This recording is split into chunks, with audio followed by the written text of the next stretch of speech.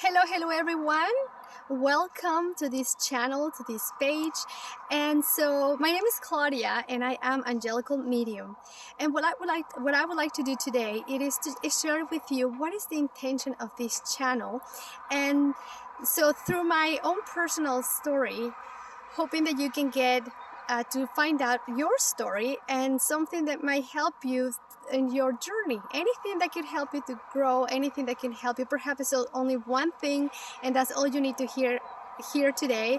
That's the goal of this page.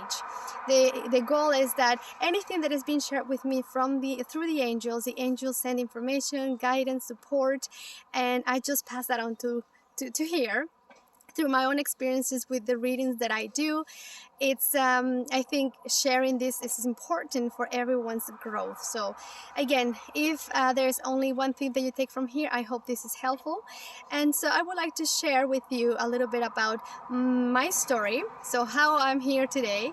And so for those who don't know me, my name is Claudia and I do content in Spanish and English. So if there's anyone there that you might think that will be beneficial for them to know and they're speaking English or Spanish, please share. And so everything is going to be on this page in both languages most of the time, unless there's sometimes needed only in one language, but all that information in there is divine guided. So how do I got here today? And the process of me being here talking to you today, it hasn't been easy. It has been a road that sometimes has ups and downs, and it requires a lot of consistency and trust.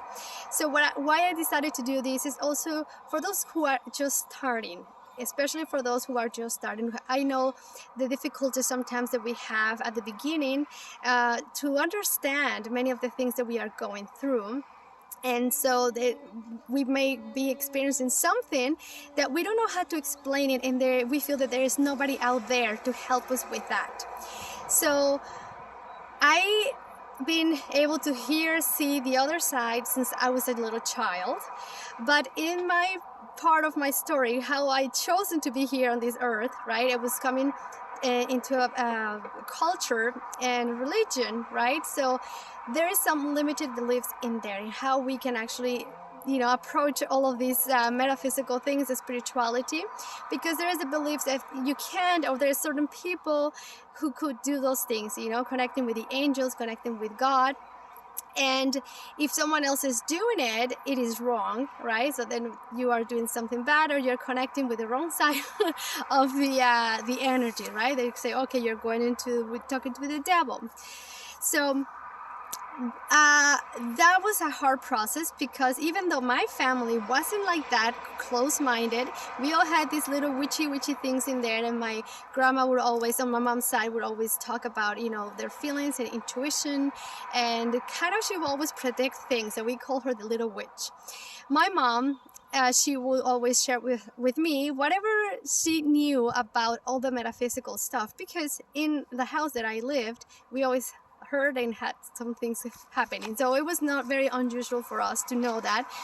But at the same time, it is the other side that we don't know what it is, and so often you feel afraid of it, right? So you don't want to touch those things because you don't know what you're touching, right?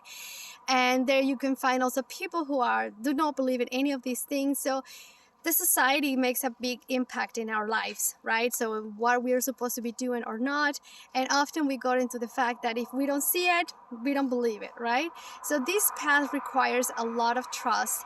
And I think in any path, right, especially if we want to do some changes in our lives, sometimes we will go to do something that perhaps we perceive as going against our family, against our beliefs, especially, for example, in a family, everybody's a doctor, and then you feel that and what you've been called to do is, I don't know, being a painter or being a chiropractor, something like that.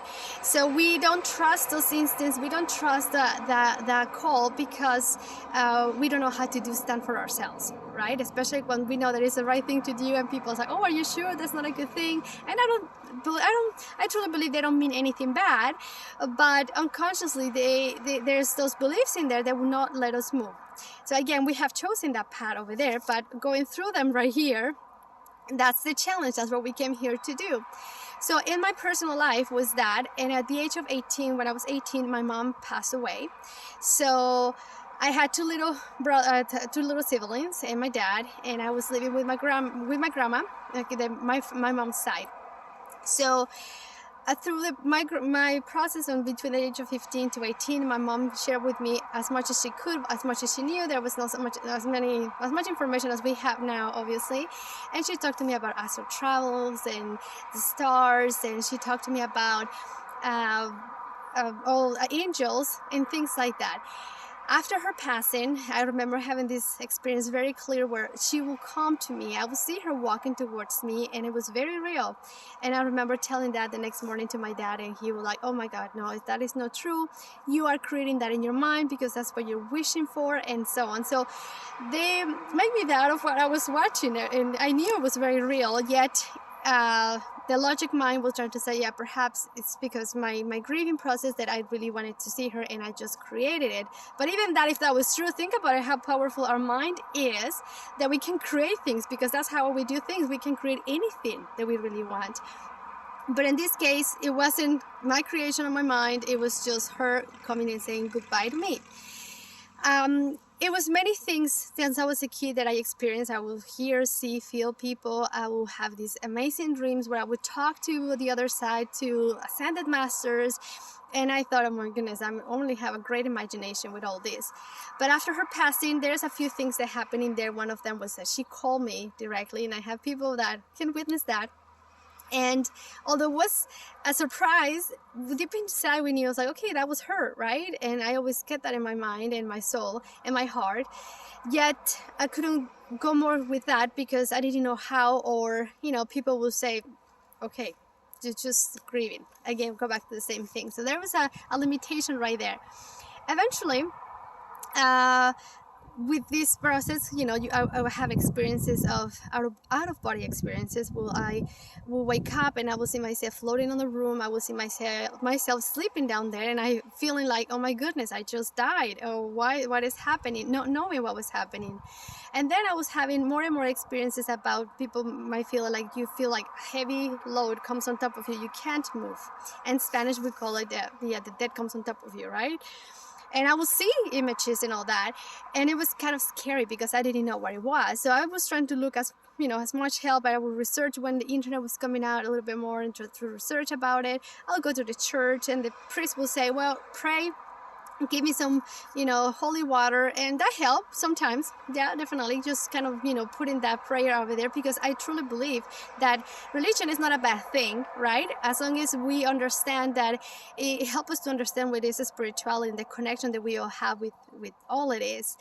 And there is no limitations for anybody to connect. That's the thing. So if for someone who resonates with that, I will encourage you to continue, because it'll help you to go through that. So I went in there, I got that, but eventually it did not work, and I didn't know why.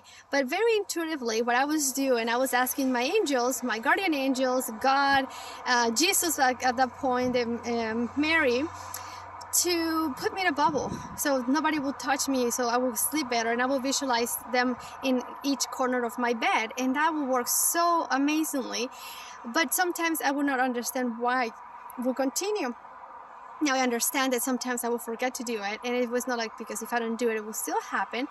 Now I understand why, because my frequency was low, and at that point I didn't really understand all of this energy thing. But at that point of my life, I was working in a job that I did not like. I was very stressed. I slept very, very, very little, and my lifestyle was not very healthy. I was eating whatever, right? Because of the time that I was working, I would have to shift, so I was completely not in a good vibrational state.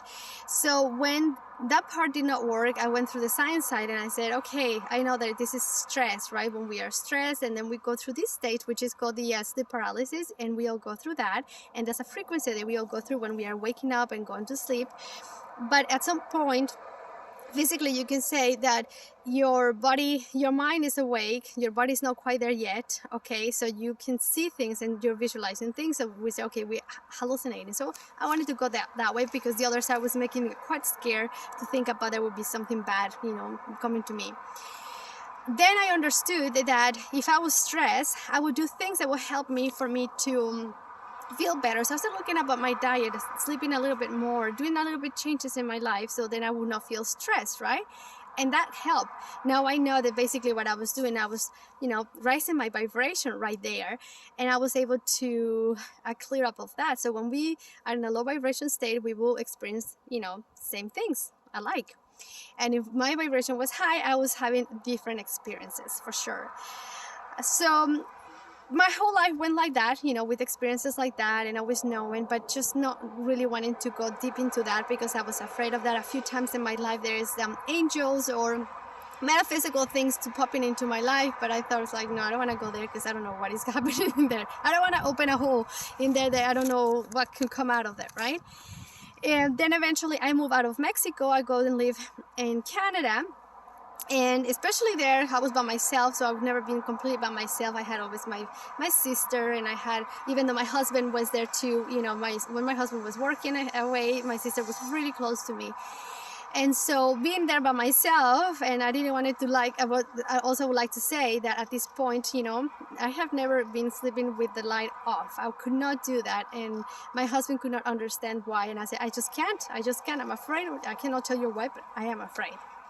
So eventually, being in there, I closed myself to any kind of anything. So I said, you know what, nothing. I will not be able to open to even trying to wonder if there's anything out there. I just close everything. I always ask my angels and guides to protect me, protect my home, my husband, especially because he worked away, in a bubble, which I didn't know any of these things back then. And so we do things intuitively. So that's why when we start paying attention, it's like, oh my God, everything, every time, it always has been in there.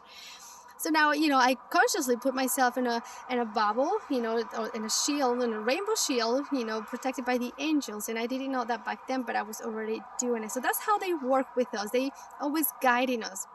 But when we ask for their assistance and their help, it comes more faster and clearer. That's when the magic really, really starts. So eventually, I will start noticing more and more that every time someone will cross over, whether it was someone that I knew or not, will come to me. Especially one experience I remember driving by close to the house where I used to live, and there was an accident. A man died in a car accident there. So every time I would go by, he would be there, and I would feel him, and I would see him, and I would say, please leave me alone. I do not pass any messages. And I had no idea why ever I said that, but I said it. And I was always wondering why I actually say that. Am I supposed to pass messages? I don't know, but I just did not like that sensation because I can feel it and I can see them. And so it was kind of a process that. So what really took me to this level, well, they always connect you with you. They're always telling you, sending you messages again over and over until we pay attention. And whatever you came here to do, they will always make sure we get to see it. Eventually, there is not going to be a way to look and avoid them, okay? So it's better if we actually listen to them, okay? Because we came here to do a purpose, and that's the whole point, that we have to remember that. Anyway, so how do you know that? We just see what is presenting to you over and over and repeatedly, and pay attention in your body as well too. So just what happened was my sister's dead. It was an accident, unexpected. So the baby, that was only 33 years old, and she had an accident just like that went. It was a very hard time for me, for my family, and me being far away and not able to, all the things that goes through the process, and understanding, how far I was not there. Flew down to Mexico by myself to do the whole process, and it was about the 2 days before I went back to Canada, where in one night I was asleep and I woke up and I just knew that she was there. The whole week I was not able to sleep at all. I was afraid of I don't know what, but I could not sleep, and I would be covering my head with blankets. And so I had the most beautiful experience where I got that sleep paralysis. She touched me, and the thing I saw was the most beautiful spark you can ever imagine. It was just beautiful. And I just knew, I didn't hear anything. I just knew that was her, and she was fine. And just making herself present. So what happened next was that it took me a little bit to fall asleep, but I was not afraid. When I went back to Canada, the whole magic or the whole crazy stuff started happening, because then every single day, whatever happened to me through my whole life, it was happening every day. I would wake up in the middle of the night and I will see people in my room, wondering who they are, what were they doing there. I will have astro travels almost every day, you know, waking up and seeing myself there. I will be hearing things, seeing things. My lights will be turning on and off, and the TV was on and off. And I remember telling to my husband about this, and he will say, well, perhaps you're just suggesting all of this because, you know, you're going through the grieving process. And I said, well, this is way too much. I mean, I could not really possibly, how can I be doing this myself? And I'm not making this up. So at some point I felt like maybe I am really losing my mind in here, and I just didn't know how or why was happening all of this. So the more I ignore that, the more will happen. Eventually I start having these kind of suggestions, you know, on YouTube about Medium or in Facebook, and it's like I have not searched any of those things at all, like nothing. I could tell that to my husband. Perhaps he will say maybe she did, right? But I knew very well that I did not research any of those things, and they were popping out to me. So it was not until one time I went to the hairdresser, and just from nowhere at the end, she had no idea. I didn't share with her any of my experiences, what I was going through, or my sister's passing, all that.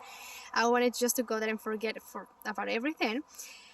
That almost at the end, she said, you know what, I just can't wait to go home. My mother-in-law, she just came from a meeting with a medium, and I'm so excited. And I was like, oh my God. So then I shared with her a little bit about what was happening, and she's like, maybe somebody wants to give you a message. So that got me thinking. So eventually I started looking and researching a little bit, and I thought, okay, what is a medium? And then you start asking all these questions. Oh, maybe they're just making this up, and you're trying to see and trying to find the logic of everything, right? I am very logical. I'm a left and right brainer. So, you know, I can be creative, but at the same time, I can question everything. So I wanted to make sure that if I was going to connect with someone, would be someone who would have a good reputation. So I looked for it, someone on the States, and then I remember seeing their schedule was like waiting 2 years, and then the prices, it was like over $1,000. Like, oh my God. So whoever has a message for me, gonna have to do it in a different way.